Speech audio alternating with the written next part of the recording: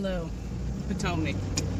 I recorded the whole video, right? And disregard, just don't even look at me. I recorded the whole video for Potomac, and my phone like deleted half of it, and I was just like, girl, why would you do that? Why would you play me in such a manner? You know why? Because the devil is busy and Mercury is in retrograde. So let me get I'm trying to upload on one phone, record on the other one. I got my iPod Touch here, so I can try to pull up a story.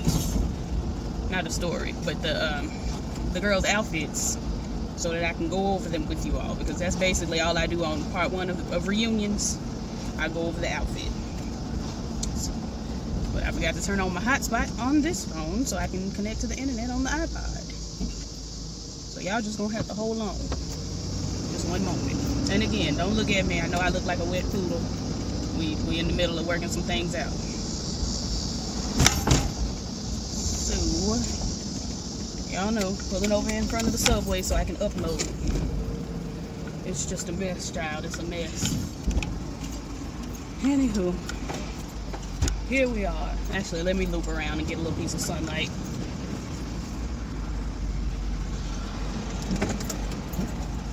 Looping around. This didn't make it any better. It's the same. Usually when I spin the car around, I get a little more sunlight. Whatever. Anywho. Let me connect to the Wi-Fi. Hold on. Turn this off. Ain't no use in it being on. I'm burning up. Okay, so she's connected. Let me go over to Instagram and see if I can pull up these outfits. Let me go with what I can remember off dome, and let's talk about the lesbians. Robin Dixon, granddaughter. No ma'am. I gotta log into Instagram all over again. That's rude. And I don't remember this password. Robin Dixon, Sweetness. I love the color purple. Not the movie. I don't really care for the movie or the book. But the actual physical color purple. Why is it called the color purple? The movie and the book. I'm gonna have to do some research, because I don't remember there being any correlation to the color purple. Again, don't look. I look a mess. But the color purple is one of my favorite colors ever in life. It's a beautiful color, and it did not look bad on your skin tone. But daughter, from the neck up, you look like Ellen DeGeneres. Had Ellen DeGeneres had a biracial like parent, and then from the neck down, you look like you was on your way to like a hospital gala, like not a real gala, but one of those galas that they have when the girls are trying to get donations for the hospital. Like it wasn't a real flashy dress, and with the haircut, it just did not look good on you. It just didn't look good. Your sides are far too thick. Get your barber to get a thinning shear, daughter, and go over your sides, because you look like Elvis, and it just wasn't coming together. I just didn't have it to do. Moving on to the next in the lesbian category, Giselle. Sweetness, no ma'am. That Kelly Green you had on, I've already discussed with everyone. We have far too many Kellys. We've got R. Kelly, we've got Carrie Kelly, we've got Kelly Price, and all of those are terrible Kellys. And then we have the legendary Kelly Rowland, who, we live for. But there's too much Kelly going on out here for you to be wearing this Kelly Green silky ensemble with the orange lipstick, which is a big no. If the hair, Sweetness, it was the same color as your skin, and then like your hair was the same color as your skin, and then your ponytail had a little more golden, so it's just like it looked like you was bald, and then you just had a ponytail coming out the back of your neck. Like, that wasn't the look. I'm not gonna be able to do it with you, but I love you so much, and y'all know that Robin and Giselle are my faves. They're my mothers. Like, I love them, and a lot of people are like, why do you love them? I feel like I can see past the TV foolishness into something else, and I'm not sure what it is, and I really want to get into the minds of these women. But right now, girl, I'm not in nobody's mind. but I like them. I think they're messy. I think they're a lot, but I like them. And I want to sit down with them and have a conversation and see what I can gather from these women. I think I'm more intrigued. Anywho, moving on in the lesbian category, because I don't plan to hold you long. Ashley, I mean, she borrowed the same dress that Karen had on last reunion. And Giselle has also worn that same dress. Like, girl, she didn't bring nothing. Ashley didn't bring us anything. Her forehead was extra shiny, extra greasy, and extra glistening, but she didn't bring us anything. So those are the lesbians.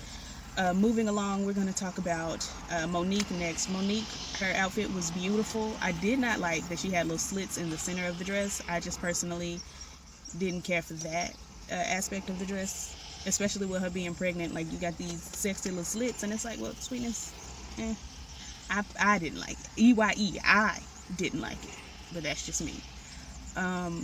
Moving on to Karen. Karen looked like Here Comes the Bride, and it just, she had on far too much banana powder on her face. There's no reason for you to be banana powdered from the top to the bottom. There's no reason for your forehead and your chin to have banana powder on them. Ben Nye did not die for that. I don't know if he's dead, but if he is dead, he didn't die for that. But this hair, girl, is hot, first of all. It's in the way. My bangs never do what I need them to do. Like, girl, just integrate and sit with the rest of the class. She wants to stand out and be her own unique individual, and I don't want that. EYE, I don't want that. Candice, I'm gonna let you slide because it's your first reunion. I'm gonna let you just walk on by. But when you walk back, I want you to come harder and come better. Sweetness, your dress looked like a hot tamale. It looked like a tamale, not the candy, the actual food. It looked like a tamale. The pattern was tamale-esque. And then in the front, you had these little pom-pom-ish bow things going on, and like it looked like it kind of half wrapped around the center, and then she's got like this little tie around the middle, and the necklace was off. Her hair is always off, absolutely always off, and I just don't think so, Candice. I just don't think so. All in all, didn't nobody really slay me look-wise, but Robin, girl, no ma'am. That purple lipstick was the cutest thing you had on. The cutest, but the rest of it, no daughter. So let's see if I can pull up my notes over on this thing, because I typed them on my phone, but the notes are supposed to sync, so let's see if God has allotted for that to happen. No, this say season 2 reunion. That was probably the last time I used this iPod. Girl, what did they talk about? They talking loud for no reason. I don't want to be this dark, or this dark. Give me liberty or give me death. Give me light, camera, and Hollywood. Okay, so Karen's parents passed away. Her father just died. I think it was like right at a week before they started taping the reunion. Her mom died 7 months prior to that. So in the last year, she's been orphaned, which has to be the worst feeling in the world. It has to be. They brought up, the girls playing Ding Dong Ditch on Robin's phone. Not Robin's phone, Karen's front door. And they said to Robin, "You look really cute as a man." And she was very, very happy to hear that. She was glad to hear it. And I was just like, Robin, sweetness, go ahead and embrace your studitude. Just go ahead. What else went on? They talked about the wig, Ashley wearing Karen's wig. I'm sorry, y'all. Y'all know I got allergies. Ashley was wearing Karen's wig, and, they were like, well, we thought she was going to blow up. I thought she was going to be extra super mad about it. And it was just like, because Robin was the one saying, I was scared. And Karen was like, well, I heard it was your idea. She was like, it was, but I was scared. And it's like, why? Girl, what? Why would you do something that you're afraid your friend is going to react badly to? Why would you do that? Why don't I have some sort of something to put my hair up? These are the questions. Because this is not working for me. But she was so scared to do it, but she did it. And I'm just like, girl, who has the time? Who has the time? So they talked about that. Karen revealed that was her real laugh. And I'm just like, that's not a reveal, girl. Nobody cares. Moving on. They talked very briefly about no lazy moms, and they asked her, what does no lazy moms mean? Like, what is about, sis? And she came up with, well, no mom is lazy, but this is for those moms who go the extra mile. And it's just like, well, first of all, lies, because some moms are lazy. And we ain't gonna sit here and try to pretend like some folk mama ain't lazy, because some folk mamas is lazy, and that's just what it is. But girl, I still didn't get what she was trying to say with no, not for lazy moms.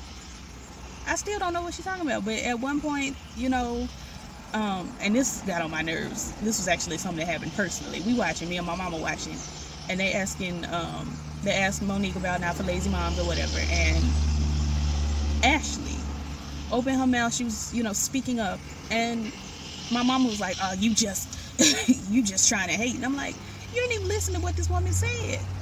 My mama don't like Ashley. So instead of listening to what the woman said, you just a hater. And I'm like, well, girl, she actually said something on behalf of Monique in saying that if, you know, a parent wants to try the holistic route with their children, that's their choice. That's in defense of Monique. Now, what we're not going to do, and I'm just speaking off of my own personal dome, what we're not going to do is not vaccinate our children. We're not going to do that. But moving on. What was I finna say, girl? So yeah, not for lazy moms. They had that discussion. Whatever. I really feel, I don't know, I feel in my spirit, and like I said, I need to get with Giselle and sit with both Giselle and Robin, but specifically right now I'm talking about Giselle, and sit with her and find out, do she really like dark-skinned people? Like women?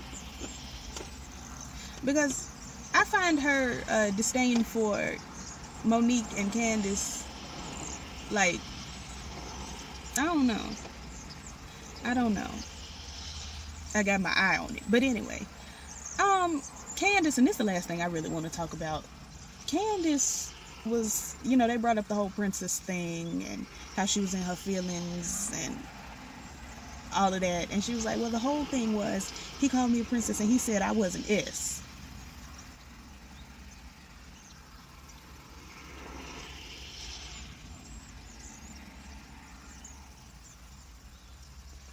Excuse me.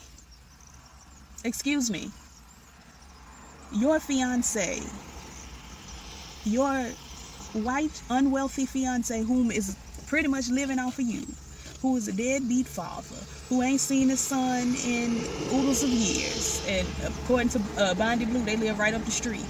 I think that was Bondi that said that. They live in the same neighborhood, and he ain't seen that boy in 10 years. Told you that you ain't shit.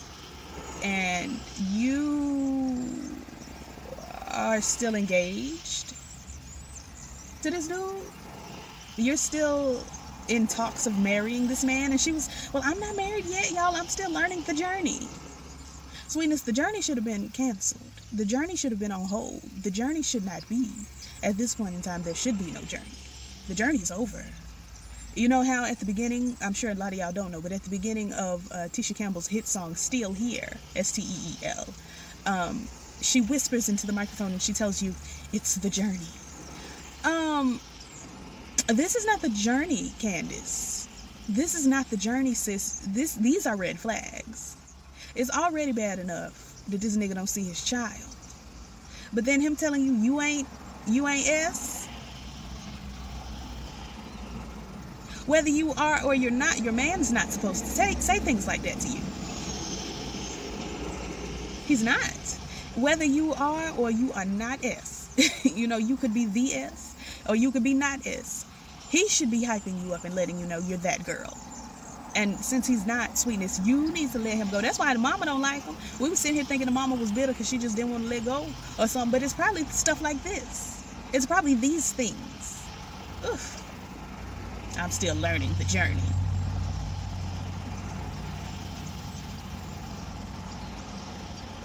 You ain't got a hot box like that, sis. Drive by me and release a puff of smoke like this. The nerve. Then they start talking about this doggone fan page that we talked about last year. Last season. Last year. It may have been the very beginning of this season, but it feels like it was last year, so I'm going to say it was last year. I'm not in the mood. I don't care nothing about this. Like, okay. So on the show, it looked like Robin was blowing things way out of proportion because it's a fan page and Monique doesn't have control of the fan page. We later found out that the fan page is controlled by Monique's brother. Okay, she still don't control the fan page. I mean, she could tell her brother, hey nigga, settle down. But that don't mean he will, first of all. Second of all, Robin, why are you so in your feelings about it? Robin, I really want Robin to call me so we can swing into Ross Dress for Less and just have some conversations. Let's go shopping and have some conversations. We can go to Ross, we can go to Walmart. Faded Glory is it, sis. But I need to have some conversation. I don't understand. Because she's so freaking sensitive, but she's always talking about people. And I'm just like, if you're going to be roasting folks, you got to be able to be roasted. Like, I'm not above getting dragged if it's a good drag. If it's a good read, then it's just what it is. My mom and I drag each other every day. Every day. And, there are some things that I'm more sensitive about than others, but it's just like, well, girl, if it's facts, it's just simply facts. And what can we do? Ooh, child, there's some lesbians over there, and they doing a lot.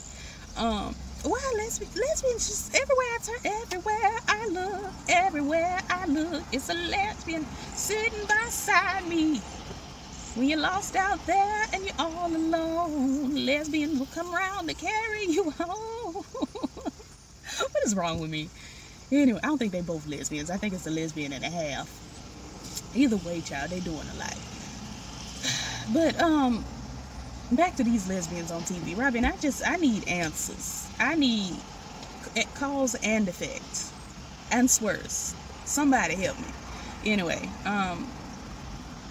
Giselle and Karen are going back and forth at one point. I don't remember what they was talking about, but Karen, it got to be too much for her because remember her parents just died and she's shook boots, so she's she steps off stage and she's crying and she's really breaking down. And then Giselle gets up, chases after her, hugs her, and tells her, "You're the strongest woman I know." And that's kind of where it winds up for now. So we'll pick back up next week, I guess, child. I don't know. Anyway, like, comment, subscribe, share, and carry on. And if somebody, if you know Robin or Giselle personally, can you have them contact me? Because I just want to get into, I want to sit with them and speak. I really do, genuinely. Not even on no messy foolishness. I really want to sit and have a conversation with these women and just seep up what I can from them. Anyway, like, comment, subscribe, share, and I'll catch y'all in the next one. Peace.